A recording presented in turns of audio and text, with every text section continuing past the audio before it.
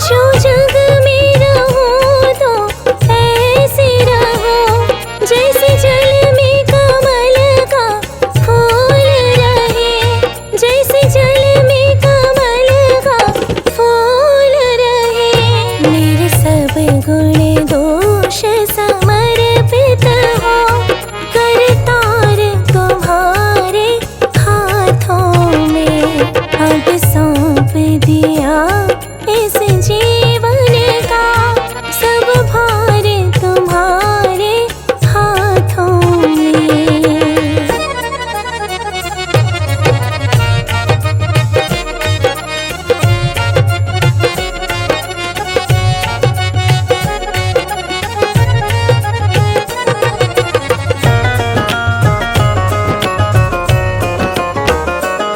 यदि मानव का मुझे जन्म मिले, तेरे चरणों का मैं पुजारी बनूं, तेरे चरणों का मैं पुजारी बनूं।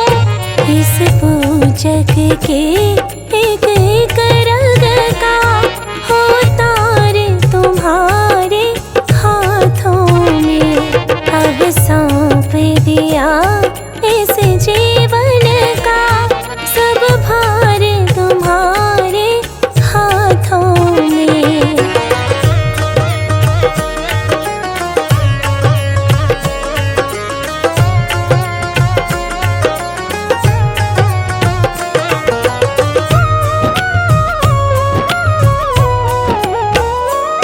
जब जब संसार में जन्म मिले, निष्काम भाव से सेवा करो, निष्काम भाव से सेवा करो।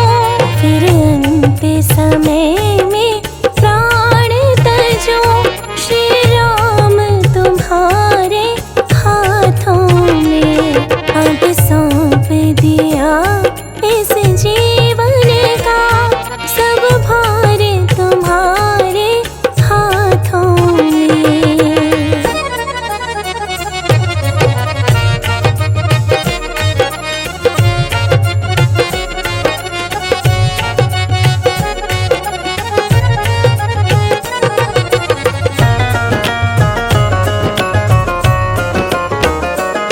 मुझ में तुझ में बस भेद यही, मैं नर हूँ तुम नारायण हो, मैं नर हूँ तुम नारायण हो।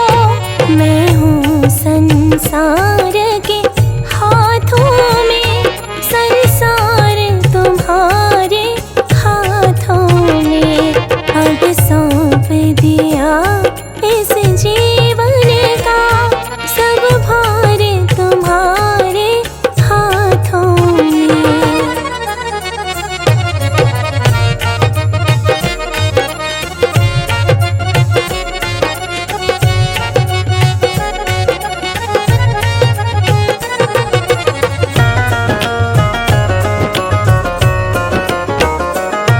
मेरा निश्चय बस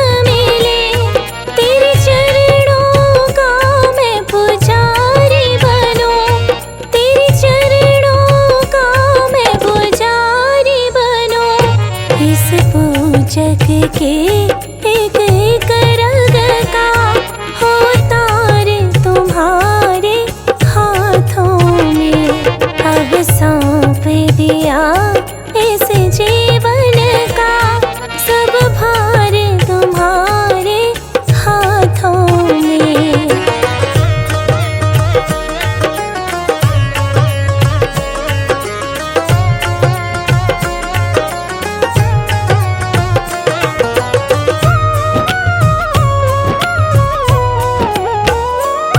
जब जब संसार में जन्म मिले, निष्काम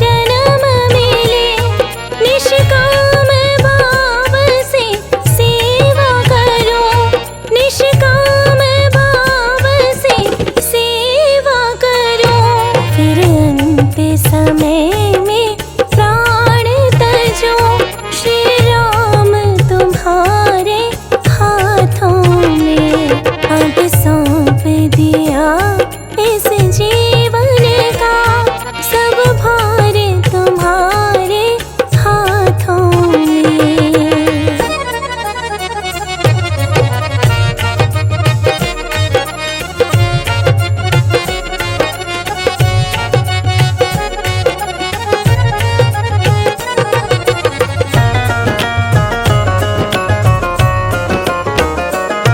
मुझ में तुझ में बस भेद यही, मैं नर हूँ तुम नारायण हो, मैं नर हूँ तुम नारायण हो। मैं हूँ संसार के हाथों में, संसार तुम्हारे हाथों में। अब सौंप दिया